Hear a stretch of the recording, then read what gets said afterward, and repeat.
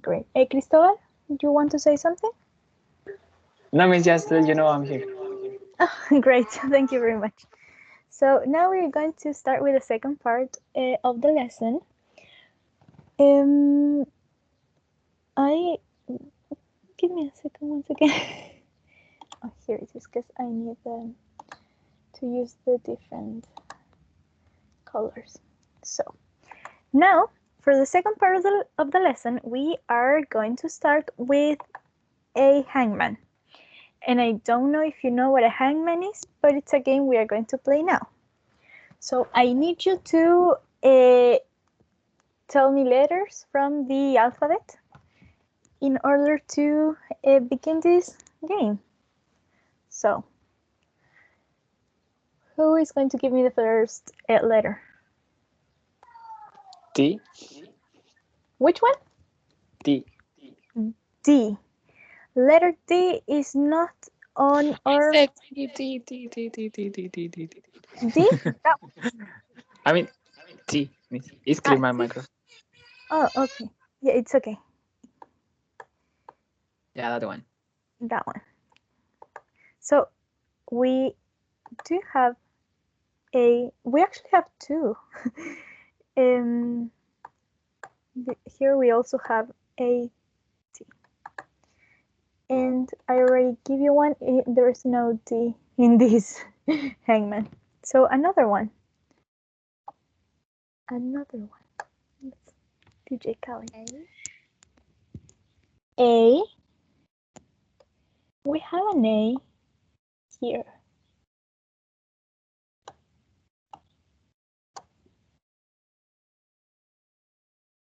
Another one.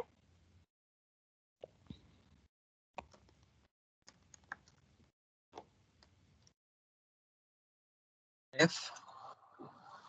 F. We don't have an F. I'm sorry. So now you have the first part of the man. And I'm going to try my best in order to make an almost decent circle. So next one.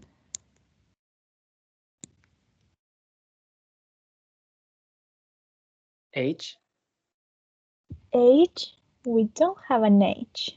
Ah. So now we have the body.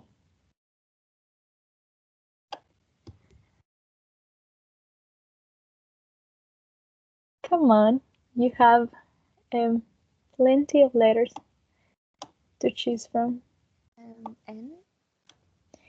And we have an N right here. And we have another one right here. And we also have another one at the end.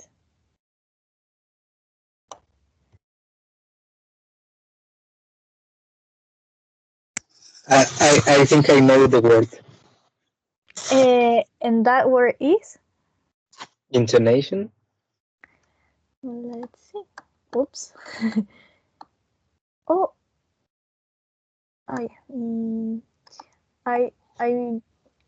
almost thought that was an E, and I was like, why didn't I start with the first E?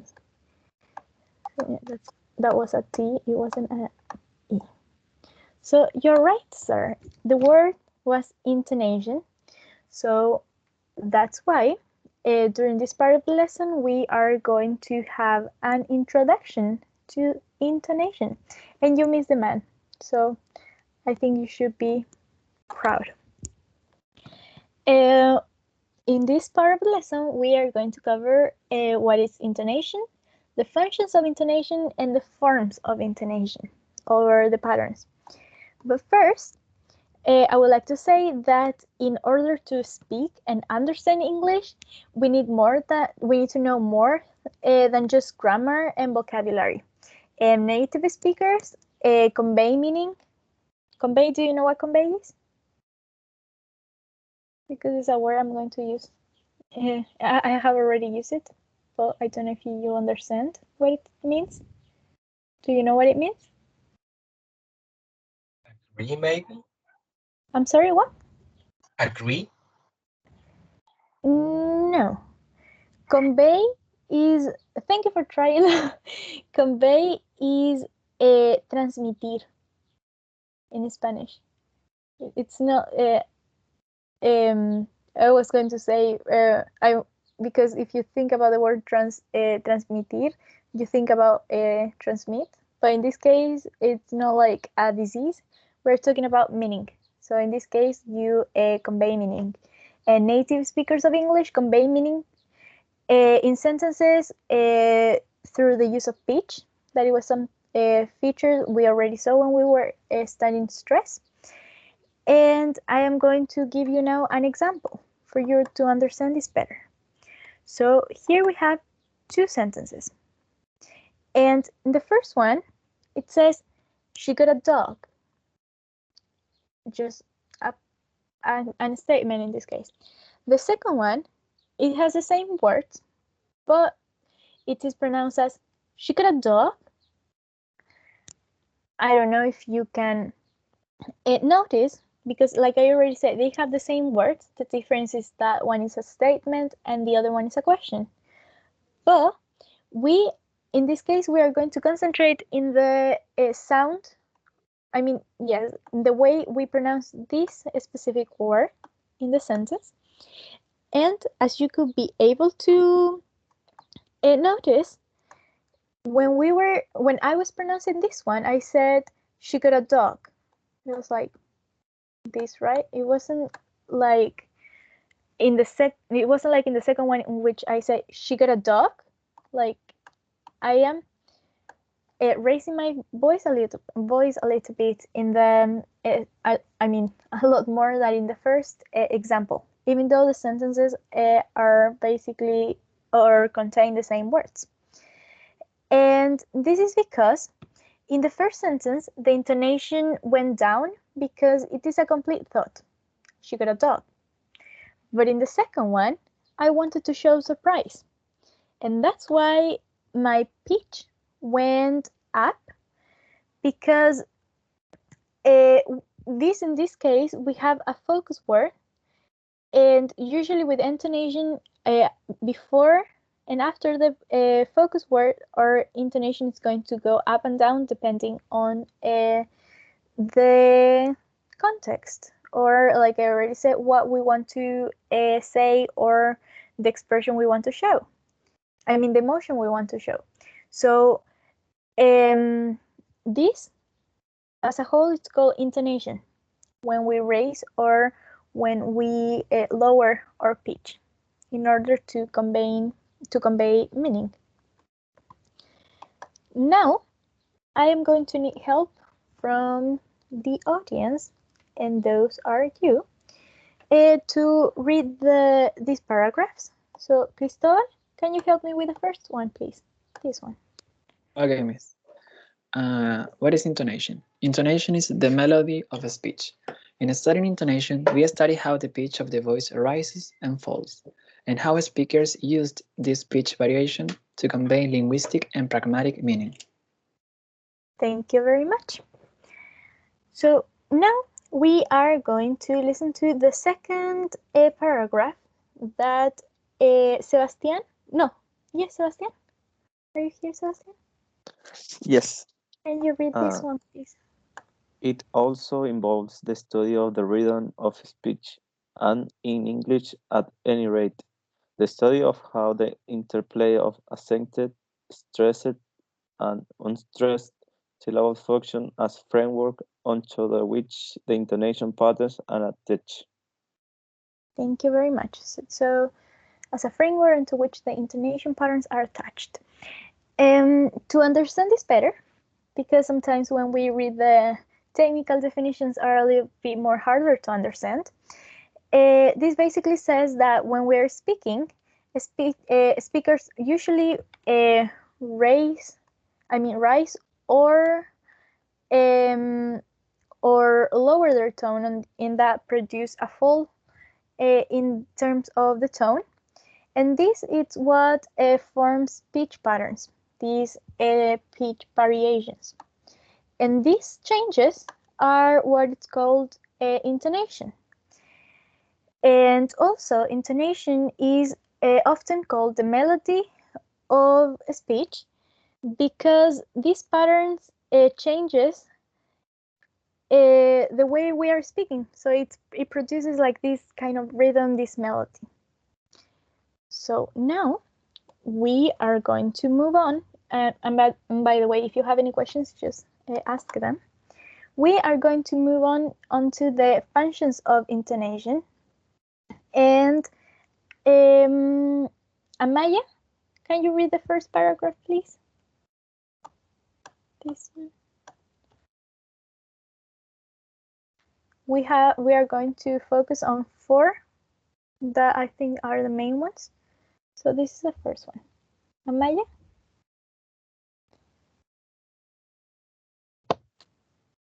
Yes. Great. Can you read the first one, please? Yes, of course. Function of intonation.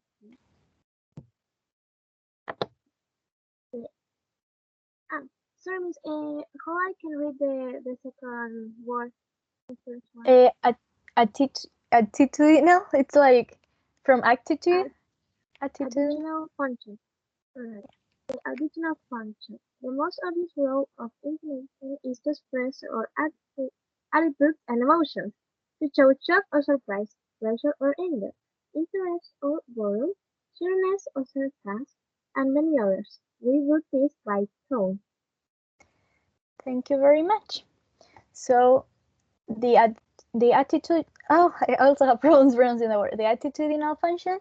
It's basically we use it in order to show feelings and emotions, and we do this by tone. So please remember this word because it is important. Maria Fernanda, are you there? Yes. Can you read the second function, please? Okay. The grammatical function. Intonation helps identify grammatical structures in speech, rather as punctuation does in writing. We use intonation to mark the beginning and the end of grammatical units such as clause and sentence. The demarcative function. We do this by tonality. We also use intonation to distinguish clause types, such as question versus statement, and to disambiguate. I don't know how to say it. Disambiguate. It's ambiguate. Disambiguate various grammatically ambiguous structures. The syntactic function. We do this mainly by tone. So there is grammatical ambiguous structures and the syntactic function, and with this mainly by tone. Here we have the same word again, and we have tonality. So this function, the grammatical function, refers to that intonation or the speech variation help us to identify or to differentiate between the different grammatical structures, such as questions from statements. Like with the example of the first one, for instance, you could see that the first one was a statement because I say, oh, she got a dog. But in the second one, I say, she got a dog. Even though you are not seeing the question in this moment, you can tell by the change on my tone that one, it was a statement and the other one was a question. Right? So now we have the last 2 functions. And I'm going to ask Patricio again. No, yeah, Patricio, can you? Okay. Can you read number 3, please? Yes. Number 3. The focusing, also called a central or informational function. Intonation helps to show what information in a utterance is new and what is already known. We use it to bring some parts of the message into focus and leave other parts out of focus, to emphasize or highlight some parts and not others. We do this by tonicity, I don't know how to say it. Tonicity. Tonicity, and by the placement of other accents. Thank you very much. So the focusing function or the accentual function refers to or help us to distinguish what is new and what is old information. And just like we already did, I think was also with weak and strong forms, sometimes what it's repeated tends to be unaccented because it is not as important as new information for us. So that's what this function refers to. And now, last but not least, Sebastian, can you help me with the last paragraph, please? And also here yes. we also have tonicity. That was important. Go ahead, please. The discourse or cohesive function intonation signal how sequence of clauses and sentences go together in spoken discourse to contrast or to cohere, Cohere? cohere. Cohere. It functions like the division of writing text into sentence or paragraph. It enables us to signal whether or not we have come to the end of the point we are making, whether we want to keep talking or ready to give another speaker a turn. Thank you very much. So the discursive or cohesive function shows the main core of the message, like the main information that we have, and it is for that or to conduct the answer of the speaker, because like it says, it enables to signal whether or not we have come to an end. That means that it tells us if whether or not we have finished speaking and we are going to let the other person continue or not. Like here says whether we want to keep talking or if we are going to let the speaker answer to what we are saying. So that's what the discursive function is about. Now, I don't know if you can remember, but we were, in the previous slide,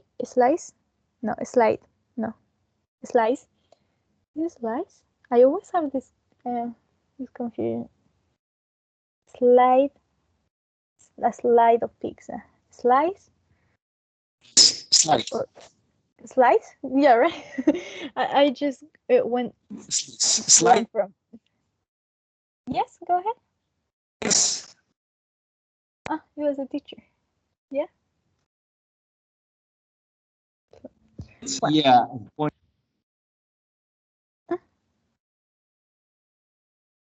I don't think the audience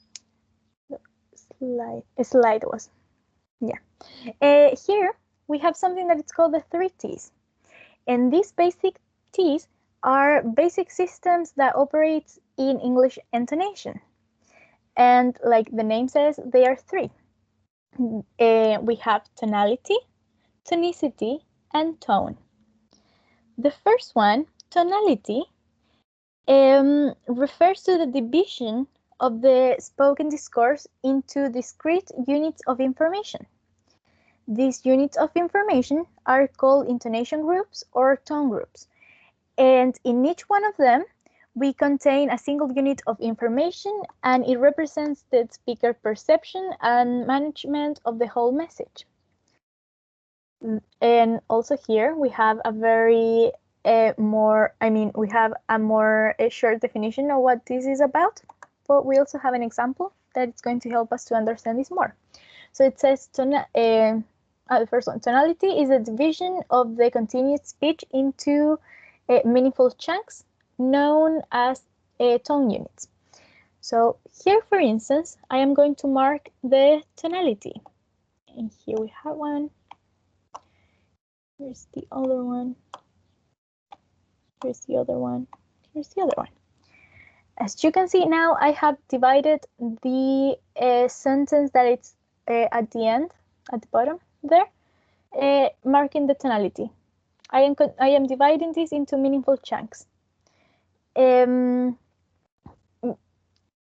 Chunks are like small pieces of something. So that's why now we have today, and then we're going to talk about intonation. Next week, they're small pieces. Now we don't have this whole sentence. We have small pieces. And these are known as tone units. Now, for the tonicity, we have that tonicity refers to the speaker's intention to highlight some words as they wish to convey meaning. And there you have that. Tonicity relates to the notion of accentuation, or what is to be accented. And by this, we mean that we accentuate what we want to highlight, what we want to say with more emphasis, and that's why the definition. So for instance, if I want to say today, I am going to mark it and say today, we are going to talk about intonation. I want to be clear that what we are going to do now is to talk about intonation. For instance, next week, this is important because it's what we are going to do the following week. We will move on to other pronunciation features. So here I am showing you the tonicity because I want you to be clear that today we are going to talk about intonation. Next week, we will move on to other pronunciation features. What I want to accentuate, what I want to highlight, what I want you to know is that today we're talking about this, but next week we are going to talk about other things. And that's why I am highlighting those words. And then finally, we have tone. That is the major pitch movement within the tone unit. Today, the tone is very similar to the one we used in the previous example when we were having a statement. So today, we're going to talk about intonation. Very similar. Next week, in that case, I am raising my tone. We will move on to other pronunciation features.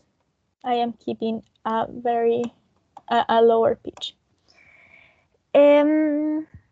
Tone, like I already said, it's the major pitch movement within the tone unit, and the tonic syllable is the point of departure of the tone movement, which can be falling, rising, or a compound of falling and rising movements. Now this is the tone unit, but I am not going to, these are called tone units, but I'm not going to go into, tonic syllables, but I'm not going to go into details. I think Professor Bruno will. And you're going to understand this better when he explains it, but tone refers to basically the pitch movement within the tone unit. As I already said, as you can notice, sometimes we say something more with a higher pitch and sometimes with a lower pitch. But now we are going to move into the forms of intonation. And the forms of intonation refers to what can be observed when we study the speech vibrations. And as we already, I already mentioned, we have mainly three patterns of intonation in English, which are a falling intonation, a rising, and a fall rise. So it falls, but then it rises at the end. We are going to now read, or I'm going to explain, in order to this not be so monotonous, asking you to read all the time. And the following intonation refers to how the voice falls at the final stress syllable of a phrase or a group of words. And this type of intonation, it's very common in W questions like you have in that example. Here we have, as you can see, a WH question, and it says, where's the nearest post office? It's not like in the question where I was surprised about the dog. I'm not saying, where's the nearest post office? I'm not saying that. I'm saying, where's the nearest post office? So the intonation, it's a falling one. The tone, it's a falling tone. And the same happens with the second one. What time does the film finish? What time does the film finish? It's a falling one. I am not. What time does the film finish? I mean, I could, but in this case, is a falling one. and it sounds more natural to say as well. Also, we use this type of intonation when we say something definite. I mean something, definite, or when we want to be clear about something. And in that case, we have, I think we are completely lost. I think we are completely lost. So in this case, for instance, if we were, imagine this in your head. If we were walking on a forest and we don't have a map, we don't know where we are going, we are just walking in circles. In that case, we can say, I think we are completely lost, because it's something we are certain about. We don't know where we are going because we're lost. So that's why we use a falling tone there, because we are certain about something. Or in the second one, for example, it says, okay, here's the magazine you wanted. Here's the magazine you wanted. We already know that this person wanted this magazine, so we are clear about that, and that's why we have a falling tone.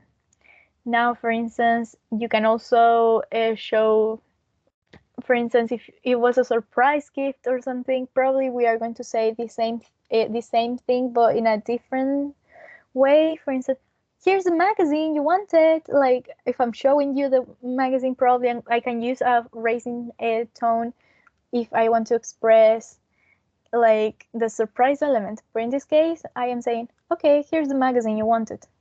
It's like, it's no big deal, you know? I insist, if you have any questions, ask them. Now we are moving on to the rising intonation. And this one, no, I forgot to say something. Well, it's basically, I think, the same. They already mentioned, but just like to make a summary of it, of everything, we are going to use the following intonation when we have WH questions, when we have statements, like in the example of I'm going to talk about again. I'm going to talk about the first example again, like the dog. That was a statement and had a following intonation. It was a statement, or it can also be comments. And when we are, for instance, in the case of the magazine, in which I am not showing much interest about this magazine, when we have, for instance, low energy, when we are bored, or when we want to show a very similar emotion that it's not that energized or shows low energy, we are going to use the following intonation. Now we are going to move on to the rising intonation. In this case, if we use this one to describe how the voice rises at the end of a sentence, and it's common with yes or no questions. And just like I already mentioned, also when you have as a contrary to the previous one, when you have like much I don't know if like a happier energy, but you're like with a different type of feeling when you're happy, when you're excited, you can use this type of intonation. And in this example, it says, I hear the health center is expanding. So, is that the new doctor? In this case, this question is a yes or no question, because I am asking you, is that the doctor? I mean, the new doctor? Yes or no? In this case, it goes up. Right. The second one is also a yes or no question, and it says, are you sleepy? For instance, if I ask one of you now, are you sleepy? I am not going to ask you, are you sleepy? It sounds like a kind of, I am asking a question like in a kind of a rude way. So we usually ask this with a raising tone. Tone. Are you sleepy? Are you sleepy? I don't know if you can notice the difference from the previous one. Okay, are you following me? Yes. Yes. Great. Because now I am going to ask you to read again. So, Patricio, can you help me again with this one, please? Okay. Full rise intonation describes how the voice falls and then rises. We use full rise intonation at the end of statements when we want to say that we are not sure, or when we may have more to add. Thank you very much. So, for instance, we have here two examples. In the first one, we have I don't support a football team at the moment. The thing is that because I may change my mind in the future, we have a full intonation, but then here we have a full again, but at the end, as we are not certain about this because I might change my mind, it goes up. So it should sound like, I don't support any football teams at the moment. Like if we were having a conversation and you ask me, oh, what's your favorite football team? And I can answer with this sentence, I don't support any football teams at the moment.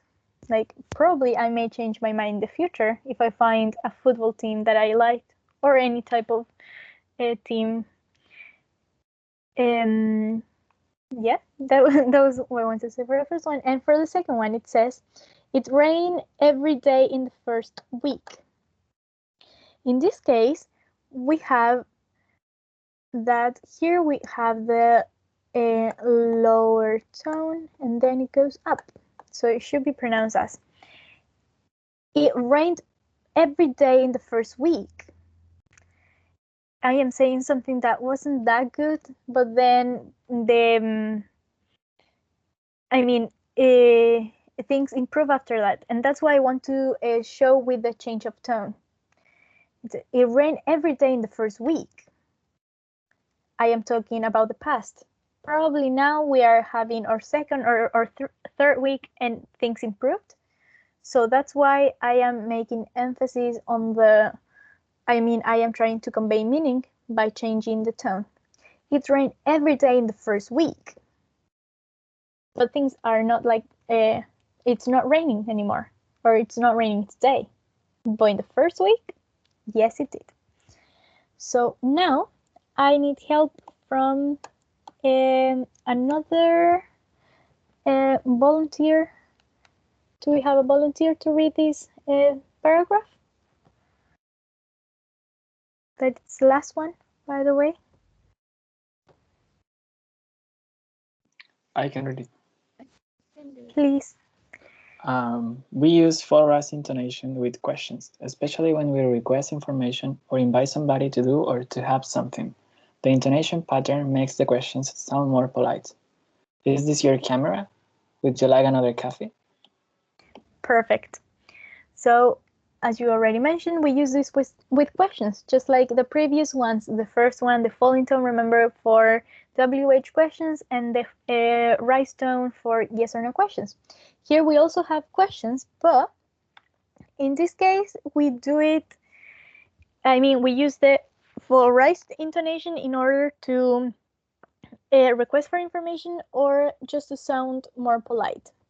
For instance, in the first example, in the one of the camera, we have that I am not only requesting for information, but if, for instance, if I'm talking to one of you and I want to sound polite and even interested, I am going to read the sentence just like Cristol was, right?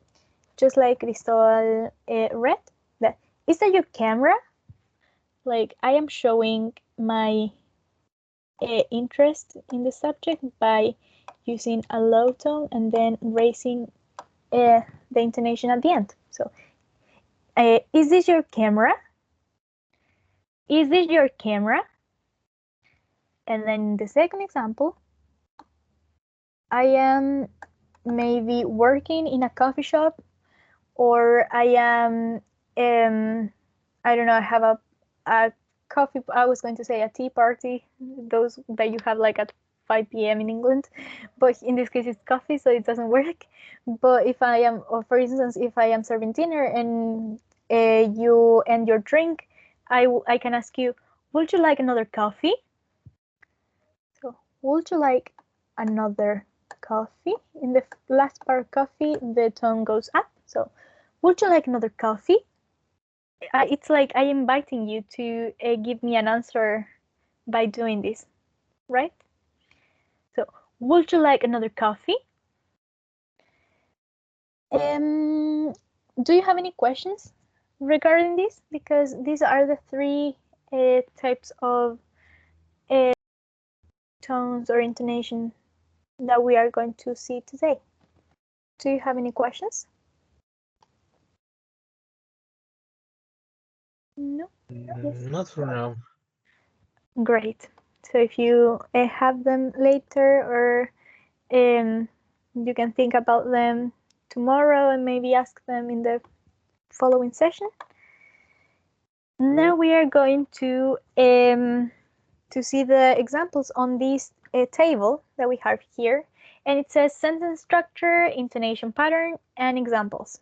The intonation patterns are the ones we just saw, and in this case we don't have a full rise, but as we already saw in the examples, I think you got the gist of it. You understood what it was about. So we have, like I already mentioned, that WH questions use a full intonation pattern.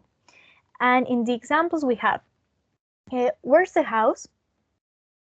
Or who built the bungalow? Or how did we get there? No, I'm sorry. How did he get there? How did he get there? I'm not. How did he get there? It even sounds a little bit weird for me. I don't know if it sounds weird for you as well. In this case, as you can see here, we have the word how, but I don't know if you have already seen this in grammar, but how is also considered a WH question. That's why it's included with the other ones that actually start with a WH question. We can also have, for example, a question starting with why or when. For instance, when is the next bus coming? Or I insist, any other question that starts with a WH question. Then we have that yes or no questions again use a rise intonation. For example, can we leave now? Can we leave now? Or is she ready? Is she ready?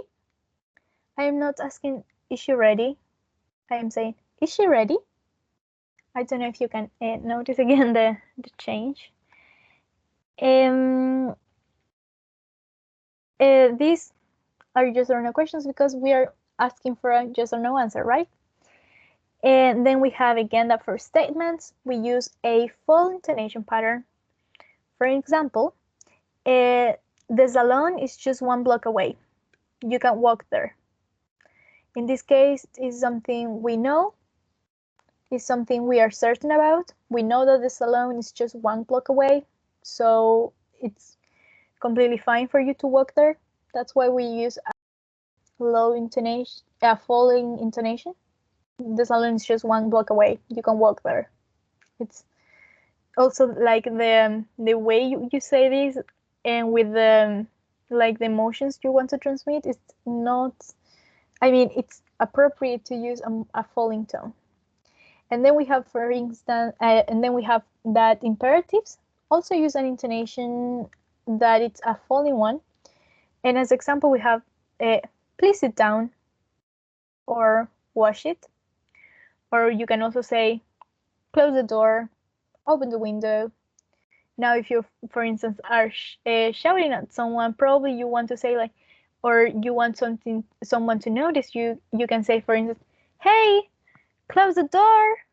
You can use that type of intonation, but it is in that case you want to show more emphasis. I mean, not more emphasis, but you want to want the other person to notice you. That's why you are changing your pitch.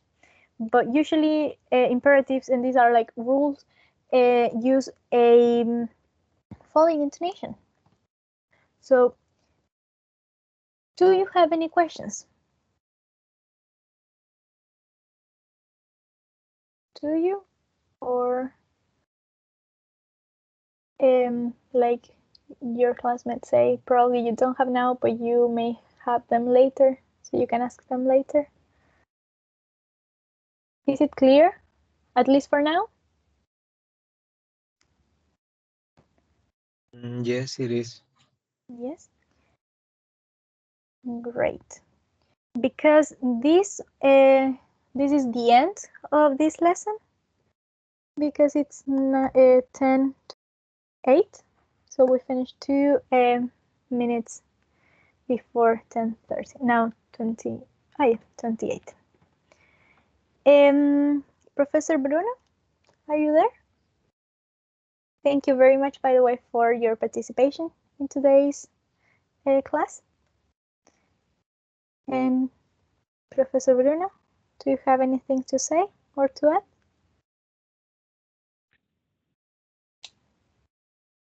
No, I just would congratulate you for the class. It was very clear. Congratulate everyone in the room because the participation was great.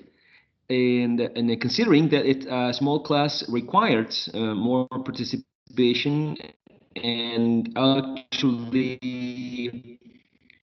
it's promoted because of number of students.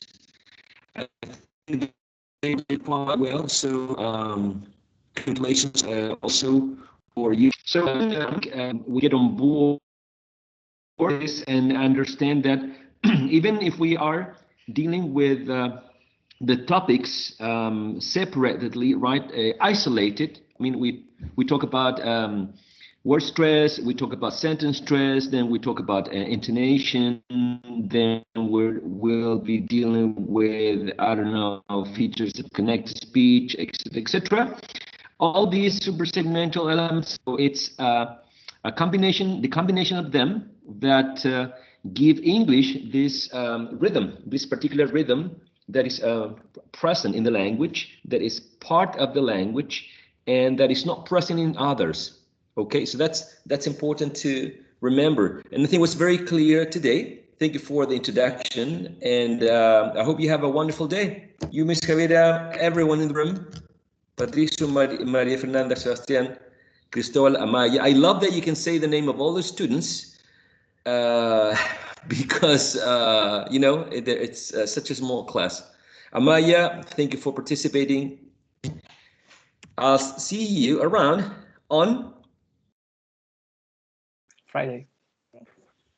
Is that going to happen on Friday? Friday. I so much like Fridays. I cannot tell you why. All right. Goodbye, everyone. See you. Goodbye. Bye bye. Thank you, Miss Hamida. Goodbye. Bye, see you.